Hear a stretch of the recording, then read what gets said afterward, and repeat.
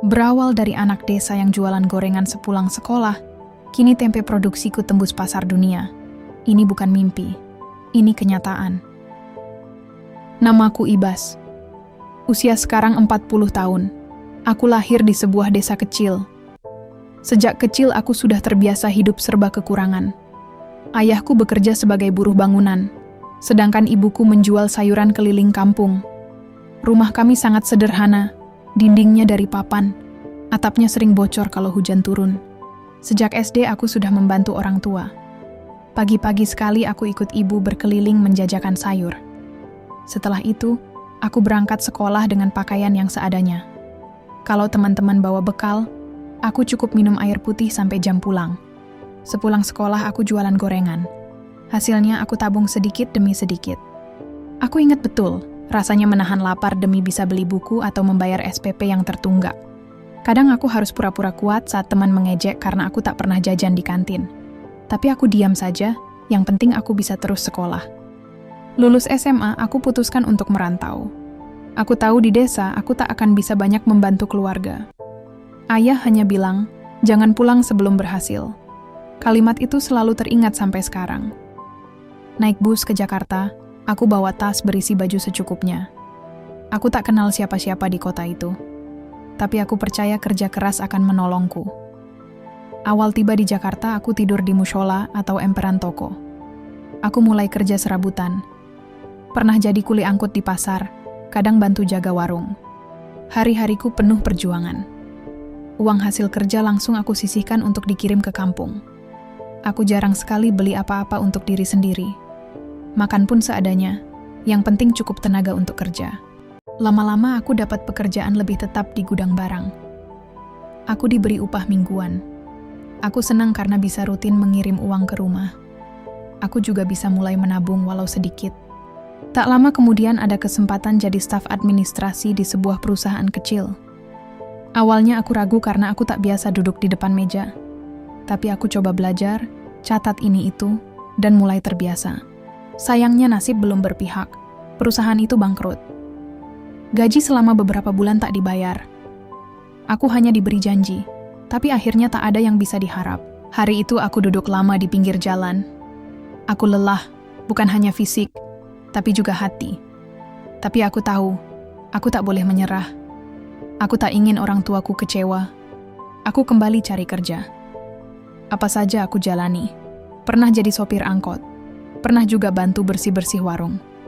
Aku yakin, asal halal, tak ada yang harus malu. Setiap malam sebelum tidur, aku selalu ingat wajah ibu. Ingat bagaimana ibu menahan panas dan hujan untuk menjual sayur. Ingat ayah yang pulang sore dengan baju penuh debu. Mereka adalah alasan aku tetap kuat bertahan di kerasnya kota. Saat kerja di warung, itulah aku bertemu Rani. Dia sering belanja tempe dan bahan masakan. Orangnya ramah, sederhana, tak pernah memandang rendah aku. Dari sering bertemu, kami jadi saling kenal. Aku tak pernah menyangka pertemuan itu akan mengubah hidupku. Tapi semua itu baru aku sadari jauh setelahnya. Yang aku tahu saat itu hanya satu. Aku harus terus berjuang agar bisa mengangkat derajat orang tuaku. Aku tak ingin banyak berharap pada orang lain. Yang aku pegang hanya kerja keras dan doa. Jakarta keras, tapi aku harus lebih kuat. Hari-hariku terus berlalu dengan kerja dari pagi sampai malam. Kadang aku hanya tidur beberapa jam, tapi aku tetap semangat. Aku yakin semua ini ada hasilnya nanti. Aku tulis semua ini bukan untuk membuat kalian kasihan. Aku hanya ingin kalian tahu bahwa tidak ada jalan mudah untuk sukses. Tapi semua bisa dicapai asal kita mau berusaha dan tidak cepat menyerah. Saat itu aku belum tahu apa yang menunggu di depan. Tapi aku yakin setiap langkah kecilku akan membawa aku ke tempat yang lebih baik. Aku percaya itu. Setelah sekian lama kerja serabutan, akhirnya aku diterima di perusahaan kecil yang bergerak di bidang logistik. Aku bekerja sebagai staf administrasi. Gajinya memang tak besar, tapi cukup untuk kebutuhan sehari-hari dan sedikit untuk dikirim ke kampung. Rasanya hidup mulai tertata. Setiap pagi aku naik angkot ke kantor. Aku datang lebih awal, bersih-bersih meja, siapkan dokumen, bantu rekan kerja lain yang lebih senior. Aku bukan orang pintar, tapi aku cepat belajar dan tidak banyak mengeluh. 3 bulan pertama berjalan lancar. Aku sudah mulai bisa menabung lagi. Aku berpikir, kalau terus seperti ini, mungkin beberapa tahun ke depan, aku bisa ajak ayah dan ibu tinggal bersamaku di kota. Tapi hidup ternyata tidak semudah itu. Pada bulan keempat, suasana kantor mulai berubah. Gaji mulai telat. Atasan mulai jarang masuk. Order makin sedikit. Sampai akhirnya kami diberi kabar bahwa perusahaan tutup. Aku masih ingat saat kami dikumpulkan di ruangan sempit itu. Manajer hanya bilang, "Perusahaan tidak sanggup bertahan, kami mohon maaf." Tidak ada pesangon, tidak ada gaji bulan terakhir, hanya ucapan maaf. Aku keluar dari gedung itu dengan tangan kosong. Hari-hari setelahnya terasa berat. Aku kembali menganggur. Uang tabungan cepat habis. Aku sempat tidur di masjid, makan dari warung yang murah, kadang hanya dengan sepiring nasi dan sayur bening. Tapi aku tidak ingin menyerah. Aku mulai kerja apapun yang bisa. Pernah jadi kuli bangunan, jadi sopir panggilan, antar barang pakai motor pinjaman. Aku tidak malu. Yang penting halal. Di tengah semua itu, aku kembali bekerja di sebuah warung makan milik kenalan. Disinilah aku bertemu Rani. Rani pelanggan tetap. Ia sering datang untuk beli lauk atau sekadar makan siang. Orangnya ramah. Wajahnya bersih, tanpa banyak riasan. Kadang ia ngobrol sebentar denganku sambil menunggu pesanan dibungkus. Dari obrolan ringan, aku tahu kalau dia membantu usaha keluarganya, sebuah pabrik tempe di pinggiran Jakarta. Ayahnya seorang pengusaha tempe lokal. Aku sempat berpikir, anak orang kaya mana tertarik pada orang seperti aku? Tapi ternyata Rani tak pernah memandang rendah. Ia justru sering bertanya bagaimana hidup di Jakarta. Kadang ia memberi semangat, meski hanya lewat kalimat singkat. Kami makin sering bertemu, makin dekat. Aku mengajaknya ke taman kota, makan gorengan di bangku trotoar, dan anehnya dia tidak pernah mengeluh. Ia justru bilang suka dengan kesederhanaan itu. Beberapa bulan kemudian aku memberanikan diri mengutarakan perasaan. Tak kusangka dia menerima. Bahkan keluarganya menyambutku dengan hangat. Aku menikah dengan Rani dalam acara sederhana di halaman rumah mereka. Tak ada pesta besar, tak ada undangan mewah. Tapi semua berjalan lancar dan bahagia. Setelah menikah, aku ikut tinggal di rumah mertuaku. Aku ditawari membantu usaha tempe milik keluarga. Awalnya aku ragu. Aku tak tahu banyak soal produksi makanan, tapi aku bersedia belajar. Aku mulai dari bawah. Mengangkat karung kedelai, membersihkan peralatan, membantu pengemasan. Hari-hariku kembali sibuk. Tapi kali ini aku bekerja dengan hati yang lebih tenang. Aku punya istri yang mendukung dan keluarga baru yang percaya padaku. Lambat laun aku mulai mengerti alur usaha mereka. Pabrik itu memang punya potensi besar, tapi sistemnya masih tradisional. Pemasaran hanya dari mulut ke mulut. Produk hanya beredar di sekitar Jakarta. Aku mulai mengusulkan perubahan kecil. Aku belajar soal izin usaha, sistem distribusi, dan cara memasarkan lewat internet. Awalnya mertuaku kurang yakin, tapi Rani mendukungku penuh. Kami coba kemasan baru, desain label yang lebih menarik, lalu coba kirim produk ke luar kota. Responnya bagus. Dalam waktu 1 tahun, produksi naik 2 kali lipat. Kami mulai menerima pesanan dari toko-toko besar. Di saat usaha mulai berkembang, datang tawaran besar dari investor luar negeri. Mereka ingin masuk, memberi modal besar, dan membantu ekspor. Tapi mereka juga ingin menguasai sebagian besar kepemilikan usaha. Aku bimbang. Tawaran itu menggiurkan. Tapi kalau diterima, artinya usaha ini tak sepenuhnya milik keluarga lagi. Kami harus berbagi keputusan dengan orang lain. Ini saat paling berat. Aku tahu impianku besar, tapi aku juga tak ingin kehilangan jati diri usaha ini. Tempe bukan hanya soal bisnis. Ini soal warisan keluarga, kerja keras puluhan tahun. Aku diskusikan semuanya dengan Rani. Dia bilang, apapun keputusanmu, aku ikut. Tapi aku harus pikirkan baik-baik, setiap keputusan ada resikonya. Malam itu aku duduk sendiri di belakang rumah. Angin malam membawa suara pabrik yang masih bekerja. Aku teringat masa lalu, saat aku menahan lapar demi beli buku. Terbayang wajah ibu yang menahan tangis saat aku pamit merantau.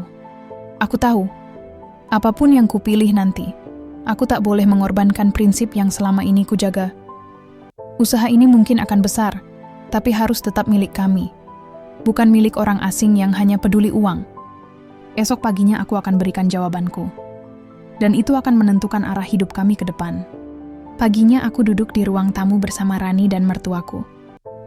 Kami sepakat menolak tawaran investor asing itu. Kami yakin usaha ini masih bisa berkembang dengan kekuatan sendiri, tanpa harus menyerahkan sebagian besar kepemilikan kepada orang lain. Keputusan itu membuat kami harus kerja lebih keras. Aku mulai cari peluang pemasaran ke luar negeri. Aku pelajari cara ekspor produk makanan. Aku ikut seminar, cari informasi, tanya ke teman-teman yang lebih paham. Kami mulai ikut pameran makanan di dalam negeri. Lalu kami memberanikan diri ikut pameran produk tradisional di Malaysia. Ternyata tempe kami cukup menarik perhatian. Pesanan kecil-kecilan datang dari sana. Awalnya kami hanya sanggup kirim 1-2 kali sebulan. Tapi pesanan mulai rutin. Dari Malaysia, mulai merambah Singapura. Aku terus cari peluang baru. Aku ajak tim untuk lebih disiplin. Dari cara produksi sampai pengiriman. Pabrik kecil kami pelan-pelan berubah. Kami perbaiki peralatan. Kami urus semua izin yang dibutuhkan. Aku cari rekanan untuk distribusi. Tak terasa 2 tahun berlalu. Produk kami sudah masuk pasar di beberapa negara Asia. Bahkan ada pesanan dari Jepang dan Australia. Aku bangga, tapi aku tetap ingat awal mula semua ini. Usaha tempe ini lahir dari kerja keras mertua dan keluarga.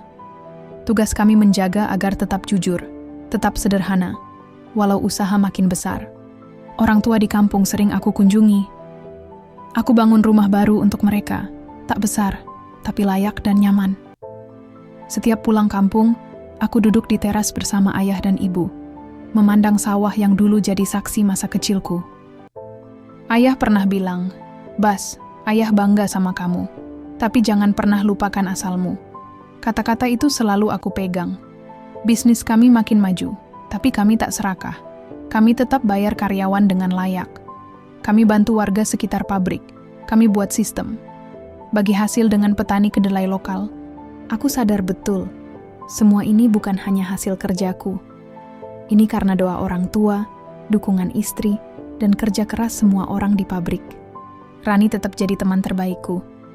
Ia selalu ada setiap aku ragu. Ia ikut turun tangan ke pabrik kalau ada masalah. Ia bantu urus desain kemasan, promosi, bahkan sering ikut aku bertemu mitra. Kadang aku termenung, ingat masa saat aku tidur di emperan toko, makan hanya dengan nasi dan garam. Jakarta yang dulu terasa kejam, kini jadi saksi perjalanan hidupku. Aku tidak bilang semua ini mudah. Banyak jatuh bangun yang harus aku lewati. Tapi aku percaya satu hal, kalau kita kerja keras, jujur, dan tidak cepat menyerah, hasilnya pasti ada. Suatu hari, aku berdiri di depan pabrik kami. Aku lihat truk penuh tempe siap berangkat ke pelabuhan. Di situ aku merasa sangat bersyukur. Dulu aku hanya anak seorang buruh bangunan. Kini aku bisa membuka lapangan kerja untuk banyak orang. Aku tahu perjalanan ini belum selesai. Masih banyak yang harus aku pelajari. Masih banyak mimpi yang ingin aku capai. Tapi aku yakin, selama aku tetap ingat dari mana aku berasal, aku tidak akan kehilangan arah.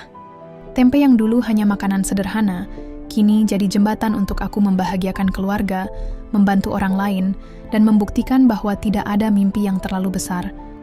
Dan yang paling penting, aku bisa pulang ke kampung dengan kepala tegak. Aku bisa peluk ayah dan ibu tanpa lagi membawa beban. Itu cukup buat aku. Itu cukup buat bahagiaku. Inilah sedikit kisah hidup dari perjalananku yang aku ceritakan untuk kalian. Dari anak desa yang membantu ibu jual sayur, jadi perantau yang pernah tidur di emperan toko, sampai akhirnya membangun usaha tempe yang menembus pasar dunia. Aku belajar satu hal. Tidak ada yang mustahil selama kita mau berjuang, jujur, dan tak pernah berhenti berdoa. Semua ini bukan semata soal sukses, tapi soal membahagiakan orang tua dan tetap ingat asal-usul kita. Semoga kisah ini bisa jadi semangat buat kalian semua. Kalau kalian suka cerita ini, jangan lupa klik subscribe, nyalakan lonceng, like, dan share ke teman-teman kalian. Tulis di komentar, Apa mimpi terbesar kalian? Sampai jumpa di kisah inspirasi berikutnya.